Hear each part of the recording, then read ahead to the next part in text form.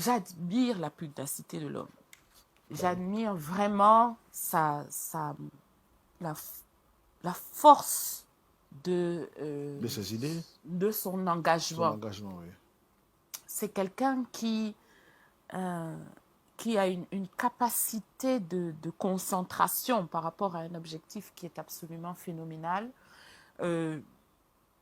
Je redirais avec tous les autres, c'est pour ça que je l'appelle le professeur, un homme de droit vraiment hors pair. Vraiment, il a transformé la vie politique dans ce pays. Ce monsieur a fait en sorte qu'aujourd'hui, tout le monde trouve normal d'exiger des leaders politiques de la qualité. De la qualité, il a introduit les débats politiques autour des programmes au lieu de les focaliser sur les personnes. Donc, pour moi, la nation camerounaise lui doit une grande reconnaissance. Bonjour les enfants, c'est papa. Mon mur est un asile psychiatrique à ciel ouvert et ma salle d'attente est toujours bondée. Bienvenue à la clinique les enfants. La première leçon que nous devons apprendre de cette vidéo, c'est que 2018, c'est le passé. Tous les gens qui ont des problèmes à se projeter sur l'avenir ne pourront pas être adaptés à vivre dans l'avenir. 2025, c'est un autre combat.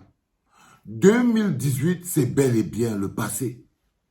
Si 7 ans n'ont pas suffi à chacun à se remettre en question, travailler son engagement, avaler ses frustrations, ça veut dire que sa focalisation sur sa personne est telle qu'il n'arrive pas à trouver sa place dans l'échiquier de 2025. Il devient violent.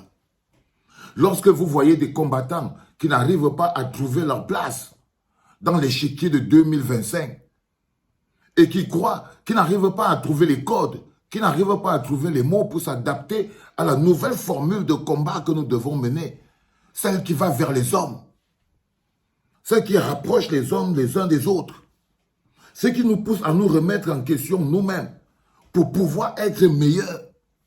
Si vous pensez que vous étiez déjà meilleur en 2018 et que 7 ans ne vous ont pas permis de vous pousser à vous reposer la question, comment est-ce que je peux être encore meilleur? C'était quoi mes lacunes?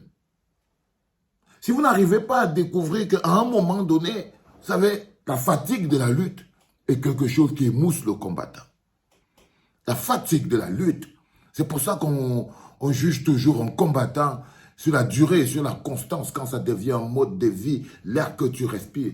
Parce que la durée est quelque chose qui émousse le combattant, mais c'est aussi la durée qui panse les blessures. Si 7 ans ne vous ont pas permis, ne vous ont pas suffi pour pouvoir vous réadapter, pour pouvoir vous renforcer, vous redonner de la force, alors vous êtes prisonnier du passé. Alors vous êtes prisonnier du passé. Alors, ça veut dire que si tu arrives aujourd'hui en plein 2018, en 2025, tu commences encore à nous dire ça, Dina, ton Tina. Non, tu fais partie du passé. Tu fais partie du passé. Parce que tu es quelqu'un qui n'a pas compris que la construction d'un peuple se fait aussi dans le temps. C'est son évolution dans le temps. C'est comment c'est qu'il apprend de ses erreurs. Et comment c'est qu'il réadapte son environnement, toujours dans un même objectif, aller les uns vers les autres pour former la nation solide, liée par des bases affectives, ce qu'on appelle une nation, liée par un lien affectif. C'est ce qu'on appelle l'amour, le carburant de l'amour, aller les uns vers les autres, faire de notre diversité la base même de notre enrichissement, pas la source de nos divisions.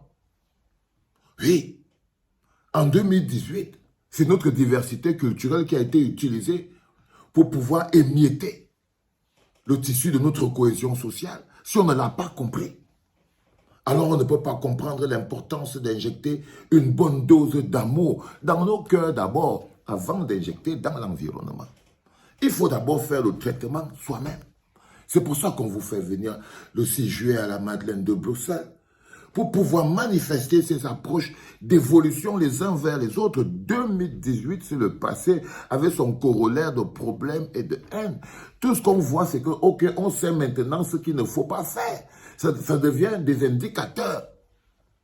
Ça devient un tableau de bord qu'on regarde pour savoir, là, ça avait été utilisé, ça. Et ça passe par exemple par le vocabulaire et la remise en question. Si tu regardes cette vidéo, tu dois comprendre que 2018, c'est le passé. On a affronté notre avenir en tant que des populations. On avait perdu de vue la logique qui devrait faire de nous un peuple. On a voulu que des populations mènent les combats de peuple et on s'est rendu compte que c'était totalement impossible. Et du coup, on se rend compte que d'abord, il faut construire le peuple. Et c'est dans une lutte d'amour, d'intérêt collectif, dans la défense des intérêts collectifs. Comment c'est qu'on se remet en question dans la durée? Comment c'est qu'on se remet en question dans la durée? Comment c'est qu'on se reformate? On trouve de nouveaux paradigmes. 2018, c'est le passé. Mettez-vous à l'heure de 2025. Mettez-vous à l'heure de 2025. Parce que les démons du passé, les gens qui vivent de ça vont continuer de les exacerber. Parce que les démons du passé sont les armes utilisées par l'oppresseur pour pouvoir nous maintenir en captivité. Nous devons nous libérer des démons du passé. Les démons du passé sont les chaînes qui enchaînent notre engagement pour la survie collective. Nous devons nous en libérer.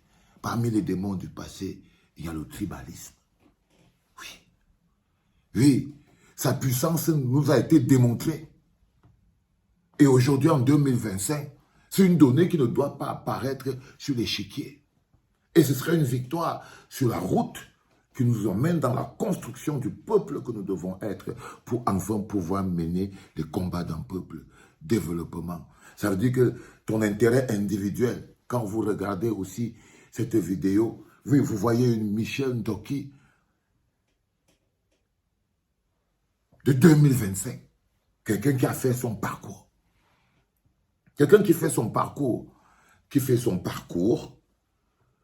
qui ne reste pas figé, qui évolue dans sa perception et dans la présentation de ses idées. C'est ce type de personne qui généralement assume ses positions. Oui, quand on vous dit que 2018 c'est le passé, c'est pas qu'il faut pas, vous devez assumer, mais il faut pouvoir se projeter les enfants. Il faut pouvoir se projeter pour pouvoir être à la hauteur. L'amour est la chose qui nous a manqué en 2018. Il a manqué d'amour. C'est pour ça que la tournée s'appelle Par amour. Il a manqué le carburant de l'amour. Il a manqué la raison de l'amour. Il a manqué l'énergie de l'amour. L'amour pour le pays, l'amour pour le bonheur collectif. Il y avait trop la haine. Et quand tu pars vers 2025, tu dois te dire, non, il doit avoir plus d'amour. Il doit avoir plus d'amour. Pour 2025, il doit y avoir un peu plus d'amour. Et c'est le plus important. Pour ça, la remise en question, l'évolution de soi-même. Parce que ce n'est pas la remise en question, non. C'est l'évolution de soi-même. C'est l'évolution de soi-même. C'est-à-dire qu'il faut évoluer. Il faut partir d'un point A à un point B.